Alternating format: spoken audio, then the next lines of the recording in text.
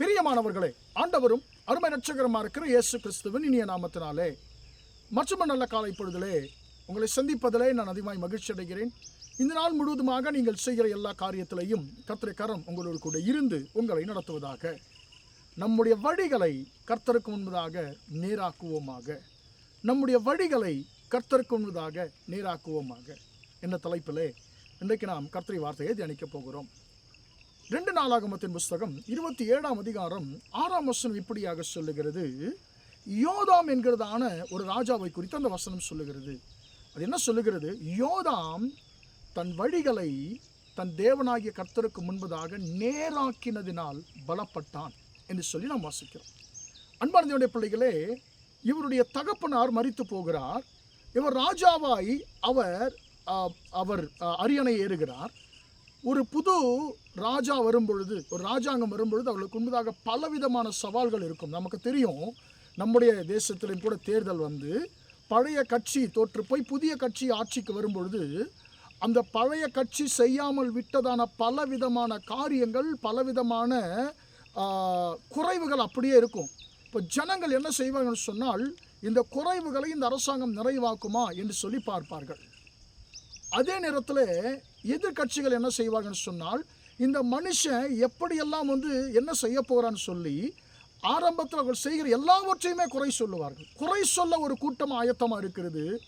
இன்னொரு கூட்டம் இந்த மனுஷன் என்ன செஞ்சிட போறாரு என்று சொல்லி விமர்சனங்களை வைக்க, குறைகளை கூற, அன்பான எதிர்க்க இன்னொரு கூட்டம் ஆயத்தமாக இருக்குது. அப்படிப்பட்ட நேரத்தில் இந்த மனுஷன் ராஜாவாய் வருகிறார். வசனம் சொல்லுகிறது, யோதாம் தன்னுடைய வழிகளை தன் தேவனாகிய கர்த்தருக்கு முன்பதாக நேராக்கினதினாலே பலப்பட்டான். அன்பானதுடைய பிள்ளைகளே, நமக்கு முன்பதாக எப்போவுமே இந்த 2 கூட்டமும் இருக்கும். குறை சொல்லுகிற கூட்டமும் இருக்கும், நம்ம என்ன செஞ்சாலும் எதிர்க்கிற கூட்டமும் இருக்கும். இந்த 2 கூட்டங்களும் எப்போவுமே நமக்கு விரோதமாக, நாம் என்ன செய்தாலும் குறை கண்டுபிடிக்கும்படியாக சில கூட்டத்தார் நமக்கு விரோதமாக எப்போவுமே இருப்பது உண்டு. ஆனால் இவைகளை நாம் எப்படி மேற்கொள்ள முடியும் என்று சொல்லி நாம் பார்க்கும் பொழுது, நம்முடைய வழிகளை கர்த்தருக்கு முன்பதாக நாம் நேராக்குவோம் என்று சொன்னால் நிச்சயமாகவே நாம் இந்த சத்துருக்கள் மேலே நாம் பலன் கொள்ள முடியும்.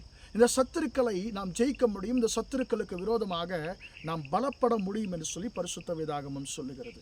அன்பான தேவனுடைய பிள்ளைகளே, தாவீதும் கூட கோலியாத்திற்கு விரோதமாக யுத்தத்திற்கு செல்லும் பொழுது அவனை எதிர்த்தார்கள், அவனுடைய சகோதரர்கள் எதிர்த்தார்கள். உனக்கு எதுக்கு இந்த வேலை, நீ ஆடுகளை மேய்க்க போ என்று சொல்லி அவனுடைய சகோதரர்கள் எதிர்த்தார்கள்.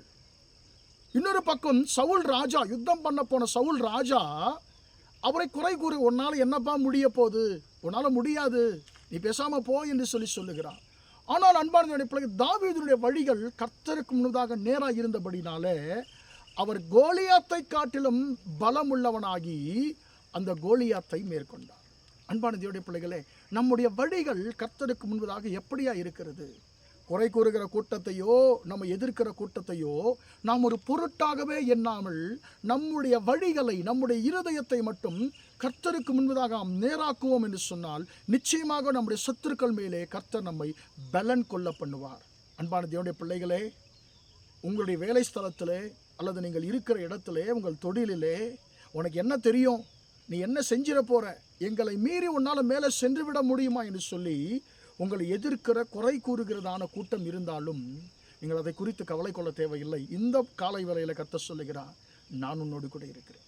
உன் வழிகளை எனக்கு முன்பாய் நீர் நேராக்குவாய் என்று சொன்னால் நிச்சயமாக நான் உன்னுடைய சத்துருக்கள் மேலே உன்னை பலத்து போக பண்ணுவேன், உன்னை பலக்க பண்ணுவேன், உன்னை பலமுள்ளவனாய் நான் மாற்றுவேன் என்று சொல்லி கர்த்தர் உங்களை பார்த்து சொல்லுகிறார். எனவே அன்பான பிள்ளைகளே, இந்த யோதாமை போல நாமும் கர்த்தருக்கு முன்னதாக நம்முடைய வழிகளை நேராக்குவோமாக.